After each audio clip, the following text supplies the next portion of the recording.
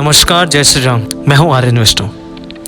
मेरे पास एक पुस्तक है जिसका नाम है ज्ञान अमृत। और ऐसी बहुत सारी पुस्तकें हमारे घरों में मिल जाएगी जो सिर्फ हमारे घरों में शोभा बढ़ाती हैं। बात सच है और कड़वी है। कहूँगा आज हमने इन पुस्तकों का अध्ययन करना कभी समझा ही नहीं। कहने को तो हम सनातनी हैं, हिंदू हैं, लेकिन हमारे अंदर इनका एक अंश भी होना तो हम बहुत कुछ है अपने आप में। हमें किसी के मोटिवेशन की भी जरूरत नहीं पड़ सकती। देखते हैं आज के युवा बड़े बड़े सेमिनार अटेंड करते हैं फिर भी मोटिवेट नहीं कर पाते खुद को। बहुत सारे युवा, हमारे देश के युवा भटक रहे अपने मार्क्स से, डिसीजन नहीं ले पाते हैं क्योंकि लूट मची है हर जगह। लूट मची है पैसों की, लूट मची है किसी के अंदर पनप रही प्रतिभा को इस्तेमाल करने की। हर काम में लूट मची है, करप्शन की लूट। अगर कोई कुछ आगे बढ़कर के करना भी चाहता है ना तो उनको चांसेस नहीं मिलते।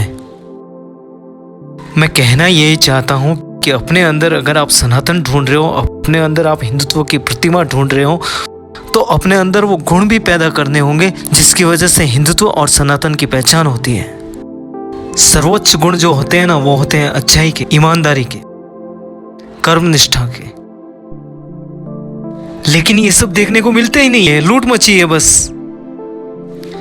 एक दूसरे के ऊपर दिमाग लगाया जाता है। किसके अंदर जो पनप रहा है ना उसको इस्तेमाल करके मैं कितनी बड़ी प्रायोरिटी तक पहुंच सकूं। इस तरह की तो सोच है हमारी। फिर क्या संगठन बनाएंगे? अगर बन भी गए तो मजबूत नहीं होंगे। कोई अगर आर्थिक परिस्थितियों से जूझ रहा होता है ना तो दूसरा उसे अपनी ओर खींच के लेके जाता है। वो तेरी नहीं सोच रहा है, मेरी ओर आजा। He is not thinking about you।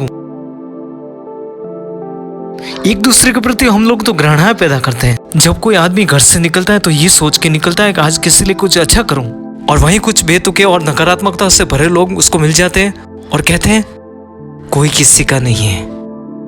You should not think about anyone, you should think about yourself। आप अपने परिवार का पेट कैसे पाल सकते हो ये सोचो। बस ये बातें कर करके उसे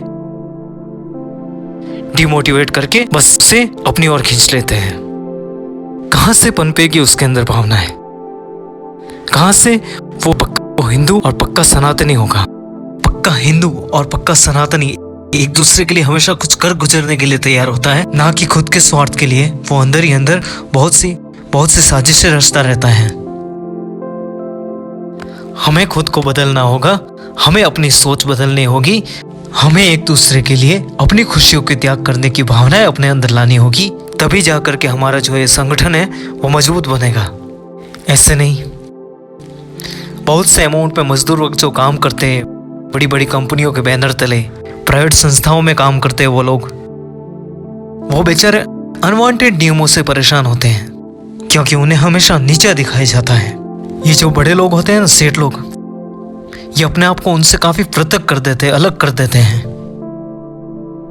और अगर उन्हें अलग समझते हैं तो भी उनके साथ ठीक सा बर्ताव क्यों नहीं किया जाता है? मशीन क्यों समझा जाता है उनको? अगर कोई 9 बजे आने वाला होता और 9 से 2 हो गए तो 9 पर कैसे आए? तुम लोगों को नियम पता नहीं किया? It's rules. यहाँ पे रूल्स और रेगुलेशंस काम करते हैं। अगर रूल्स और रेगुलेशंस काम करते हैं तो इंसान क्या करते हैं? मशीनें रख लो। ये बातें हम सब को गहन करनी होगी और इन पे विचार करने होंगे।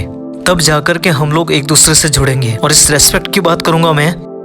ये जो बड़े बड़े लोग होते हैं वो रेस्पेक्ट की बात करते हैं और बोलते हैं कि मेरा रेस्पेक्ट। अरे वो रेस्पेक्ट कुछ भी नहीं है, वो सिर्फ एक फॉर्मेलिटी है। जो आपके अंदर पैसे पड़े ना उसको देख करके कि आपके पास बहुत पैसा है तो लोग फॉर्मेलिटीज करते हैं। जब वो नहीं होगा ना तो कोई आपके आगे पीछे घूमेगा भी नहीं।